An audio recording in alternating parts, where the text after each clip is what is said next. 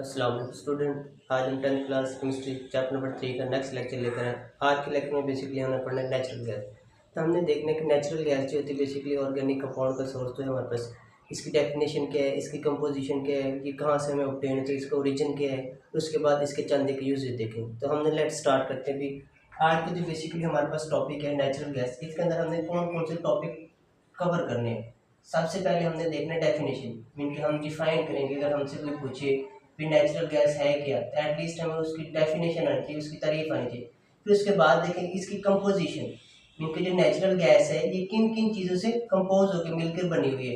And then उसके बाद हम देखेंगे इसका ओरिजिन क्या है हमारे पास, मीन कि जो हमारे पास नेचुरल गैस है इसे हम कहाँ से हासिल करते हैं, इसे हम कहते हैं ओरिजिन।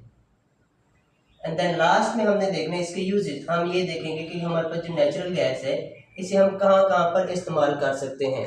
तो ये जो है हमारे पास आज के मेन टॉपिक है जो कि हमने क्या करना है नेचुरल गैस के अंदर कवर करना है। सबसे पहले हम इसकी डेफिनेशन देख लेते हैं। हम डेफिनेशन को देखते हैं कि हमारे पास नेचुरल गैस जो है इसे हम क्या कहते होते हैं। अब देखिए भी नेचुरल गैस मतलब जिसे हम स्वीट गैस कहते हैं, बेसिकली वही हमारे पास क्या होते हैं नेचुरल गैस होती है। हमारे पास क्या होता है, हमारे पास नेचुरल गैस। अब नेचुरल गैस बेसिकली क्या होता है, it is a mixture of low molecular hydrocarbon. Mean के हमारे पास क्या है, हमारे पास ऐसे हमारे पास हाइड्रोकार्बन जो कि लो मॉलिक्यूलर मैस, उनके जो मॉलिक्यूलर मैस है वो क्या हमारे पास कम होता है, उनका मिक्सचर जो होता है उसे हम बेसिकली क्या कहते हैं नेचुरल गैस कहते हैं। क्या कहते हैं, नेचुरल गैस है द मिक्सचर ऑफ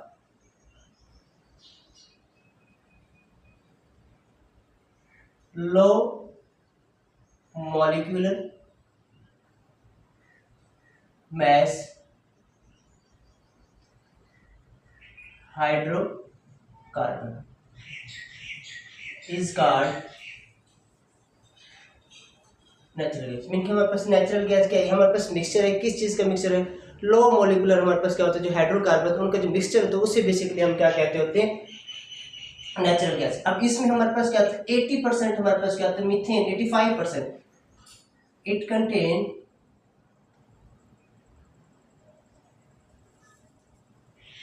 85%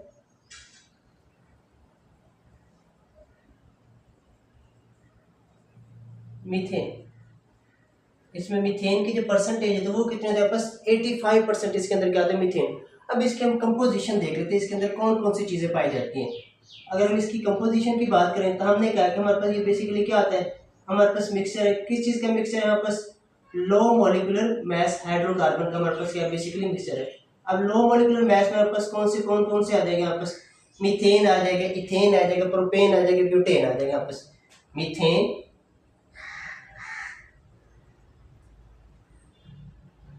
इथेन,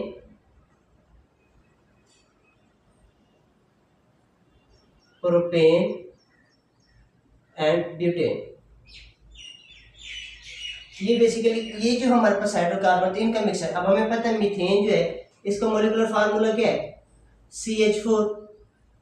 इसी तरह से इथेन जो है इसका मॉलिक्यूलर फार्मूला क्या है हमारे पास C2H6।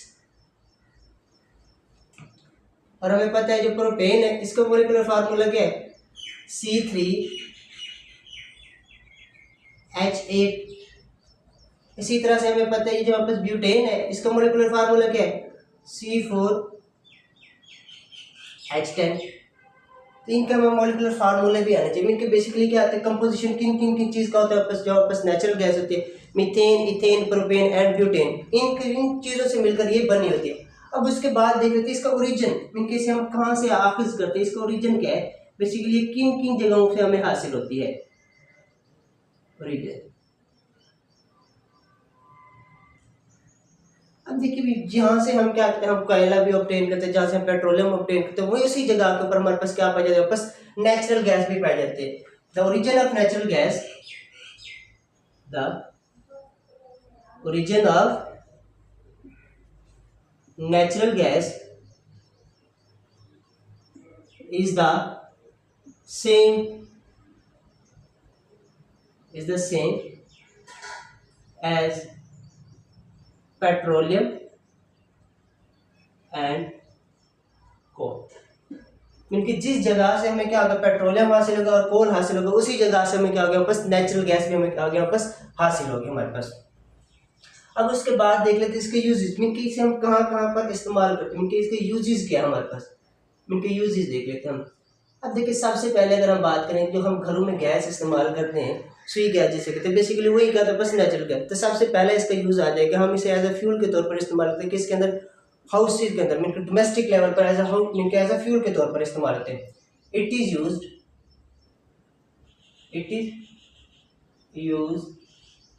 As a fuel at domestic level, mean कि घरेलू पैमाने पर हम इसे एज अ फ्यूल के तौर पर इस्तेमाल करते हैं। किसे एज अ फ्यूल के तौर पर इस्तेमाल करते हैं, हम नेचुरल गैस को एज अ फ्यूल के तौर पर इस्तेमाल करते हैं। अब उसके बाद ये में ऑटोमोबाइल्स के अंदर भी हम इस्तेमाल करते हैं। It is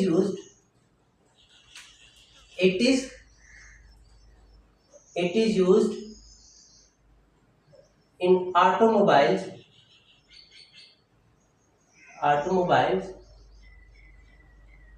as a compressed natural gas, जिसे हम कहते हैं CNG कहते हैं। क्या कहते हैं, CNG।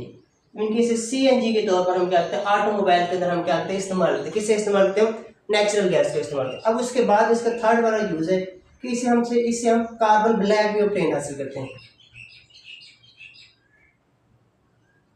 We obtain carbon black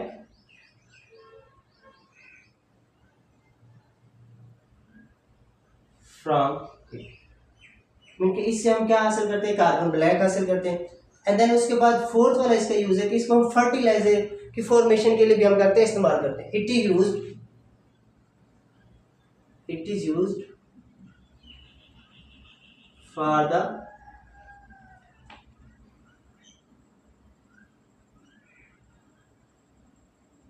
formation of fertiliser, इनकी जो खादें वगैरह होती हैं उनकी फॉर्मेशन के लिए भी हम क्या करते हैं, इस्तेमाल करते हैं। किसे इस्तेमाल करते हैं, हम नेचुरल गैस को हम क्या करते हैं, इस्तेमाल करते हैं।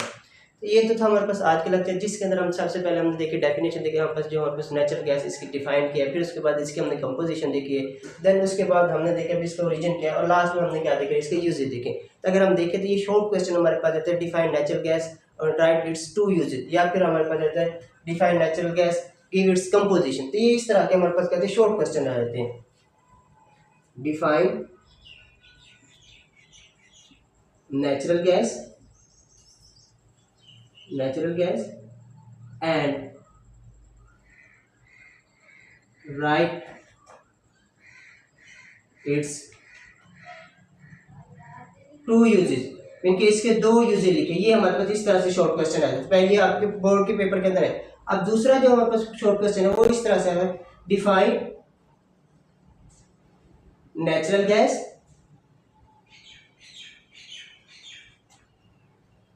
and write the name of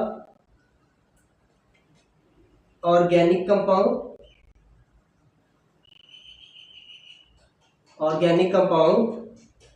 found in it, इनकी जो कि उसके अंदर कौन से ऑर्गेनिक कंपाउंड पाए जाते हैं उनके आप क्या लिखे, नाम लिखे। तो ये शॉर्ट क्वेश्चन के लिहाज से हमारे पास क्या टॉपिक जो ये बहुत ही इंपॉर्टेंट टॉपिक है। ये तो था हमारे पास आज के लेक्चर। अगर यहाँ तक किसी बच्चे को कोई चीज़ समझ नहीं है तो आप लोग कमेंट में पूछ सकते हैं। अल्लाह हाफिज़, जज़ाकल्लाह।